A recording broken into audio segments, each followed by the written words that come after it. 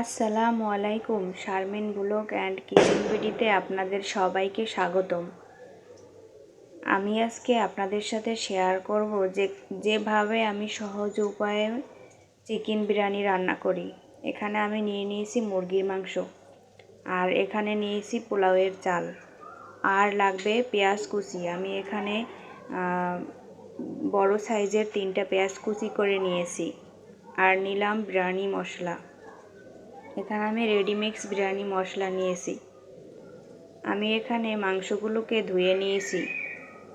এখন আমি দিয়ে দেব আদা এবং রসুন বাটা। যেহেতু আমি বলছি যে সহজ উপায়ে তৈরি করে দেখাবো, তাই আমি এটা সহজভাবেই করতেছি। আর অবশ্যই চ্যানেলকে সাবস্ক্রাইব করবেন, পাশে থাকবেন এবং পাশে থাকা বেল বাটনটিকে অন করে দিবেন। আমি এখানে বিরিয়ানি মশলা নিয়েছি 1 প্যাকেটের অর্ধেক। এখানে আমি হাফ কেজি পরিমাণ মুরগির মাংস নিয়েছি এবং হাফ কেজি পরিমাণ চাল নিয়েছি। আর দিয়ে দিলাম লবণ। দিয়ে আমি এই মশলাগুলোকে মুরগির মাংসের সাথে মিশিয়ে নেব।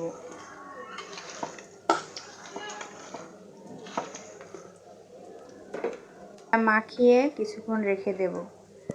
আর আমি এদিকে চুলায় তেল গরম করে তারপরে আমি দিয়ে দিলাম পেঁয়াজ কুচি। দিয়ে পেঁয়াজটাকে আমি কিছুক্ষণ সময় ভাজবো। আর এখানে তেলের পরিমাণটা একটু বেশি দিতে হবে।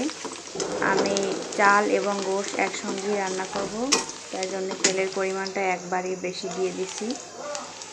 এখন আমি পেঁয়াজগুলোকে একটু ব্রাউন করে নেব।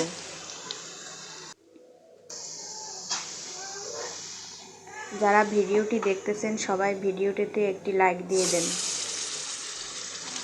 পেঁয়াজ ব্রাউন হয়ে আসলে আমি এর মধ্যে মেখে রাখা মুরগির গোশতগুলো দিয়ে দেব।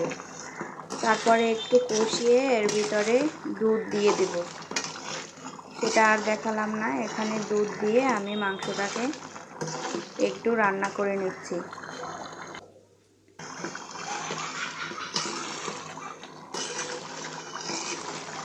আর অনবরত নাড়তে হবে, যেহেতু এখানে মশলা সব দেওয়া আছে, তলানিতে যাতে লেগে না যায়। ভালোভাবে কষানো হয়ে গেছে, তেল উপরে চলে এসেছে। এখন আমি এর মধ্যে দিয়ে দেব সেই ধুয়ে রাখা পোলাওয়ের চালগুলো।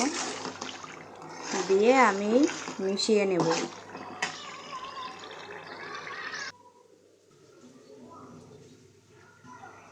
এই যে আমি পানি ঝরাতে রেখে দিয়েছিলাম, সেগুলোকে দিয়ে ভালোভাবে মিশিয়ে নেব।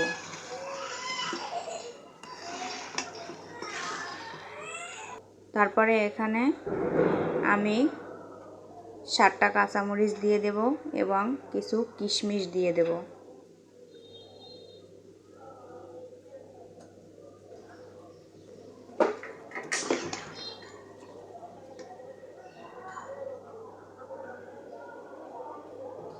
এখন আমি একটু ভালোভাবে কষিয়ে নেব। এরপরে দিয়ে দিলাম আরও কিছু পরিমাণ দুধ। তারপরে দিয়ে দেব পানি। পরিমাণ মতো পানি দিয়ে দিলাম। এখানে আপনারা লবণ চেক করে নিতে পারেন। আর এটা হলো কেওড়া জল, চাইলে দিতে পারেন, না দিলে সমস্যা নেই। তো হয়ে গেছে আমার বিরিয়ানি রান্না করা। ধন্যবাদ সবাইকে ভিডিও দেখার জন্য।